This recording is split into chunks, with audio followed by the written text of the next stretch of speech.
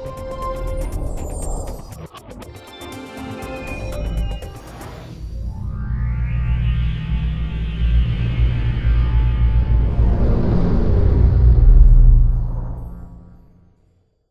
and welcome to official Xbox 360 Magazine's OXM report. This week we're talking about Horde Mode. Invented for Gears of War 2 back in 2008, it's since appeared in everything from Crackdown 2 to Call of Duty's iconic Nazi zombies. We caught up with Epic Games to see how they're reinventing it for Gears of War 3. So we're here with Rod Fergusson, executive producer of Gears of War 3, and we've just been spending a lot of time playing the new Horde Mode, Horde 2.0. Trying to get through Wave 50. Yes, I think we got up to 37 before we had to come away and do this. So right. You know, if we could just kind of keep a good pace here, so I can get back to it, that'd be great. Absolutely. So it's obviously it's Horde Mode, introduced into Gears in Gears 2, massive success. Can you just take us through quickly what you're adding for Gears 3? Oh, absolutely. I mean, for us, it was about sort of looking at how people play Horde, what's the typical play style, and really it's about, when you're playing with a good team, it's about fortifying and getting into creating your own little base. And Gears 2 is like planting shields and planting grenades and trying to hold this one location. And with it, let's enable that. Let's make that part of the game. And so we've sort of built these bases that have fortifications that you can buy using cash that you earn while you're playing. And so it's a lot of it is putting that kind of, you have barriers and decoys and sentries and turrets and even a silverback that you can buy that you can go in there and attack the Horde with and trying to defend that area. And then there's all kinds of things like challenge objectives where now when you're playing, you'll get this thing, hey, if you kill 7 guys with a chainsaw, that means you'll get some extra cash and more boom shots and shields and just glorious loot. Who doesn't like glorious loot? And yeah, so it's all about sort of taking that idea of how people want to play Horde and giving them more tools to play it that way. Do you find that people do the right thing and they kind of people instinctively work together, or to kind of build a good base, or is it just still a bit of a free for all? People have to kind of learn to play along. Yeah, we've definitely seen certain mixed results, and some people just don't like to spend. Some people are this notion of just collecting money and not spending it on anything. They feel like they can survive without the fortifications. But one of the things we've been trying to do is make sure the difficulty curve is such that it's one of those things you need fortifications to survive. They're not just an optional thing. You can't just run around and figure out you're going to own the map just by playing the way it used to play. And so requiring the fortifications and getting people to spend has definitely been a challenge. But I feel like we're getting there. I still think we have some tweaking to do difficulty. Like I think today, it feels like to me like we're off by 1, like normal feels like hardcore and that kind of feel to it. Like it feels a little bit hard right now.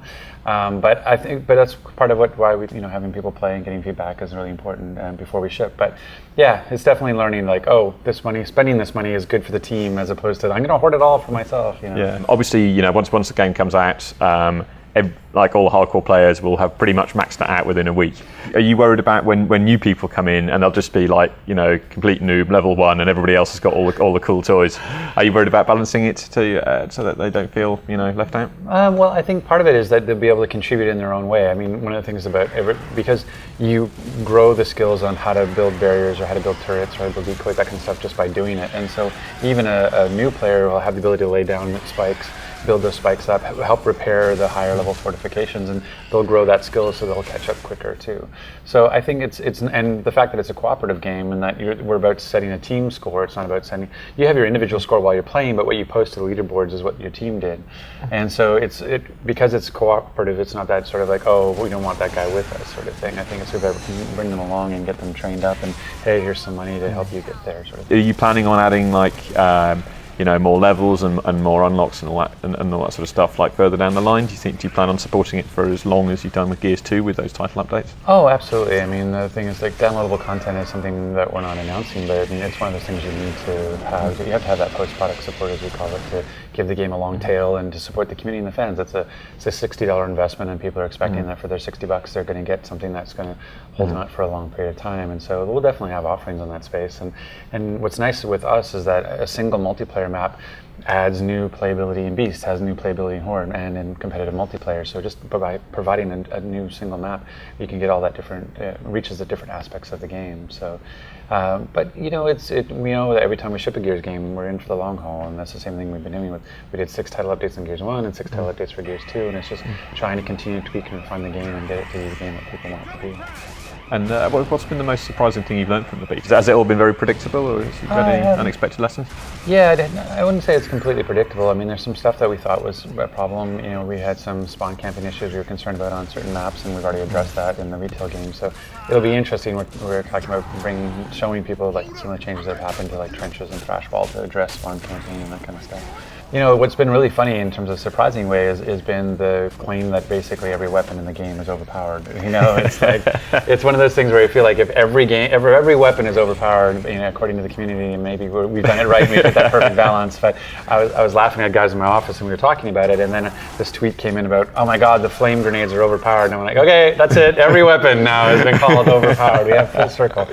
But it's just because everybody represents their play style, and they don't tend to look at it from a designer perspective of balance. They look at it from what's working or not working for me. And so all the rifle players are saying, oh my God, the Gnasher is overpowered, and all the Gnasher players are going, oh my God, the Retro is overpowered. And anything that can potentially defeat them becomes overpowered, and you need to nerf that because I still want to be successful with what I'm doing. And so we're constantly looking at it, and we probably for the last week we're going to probably talk about making some tweaks and stuff because one of the nice things about the way that the beta is working is we can actually tweak weapon damages and you know, ammo size and all that kind of stuff. We can just roll out under the covers and have it be in the wild immediately. So that's stuff we're looking at playing with for sure. For more details on Horde Mode 2.0, check out the new issue of OXM, which is on sale now.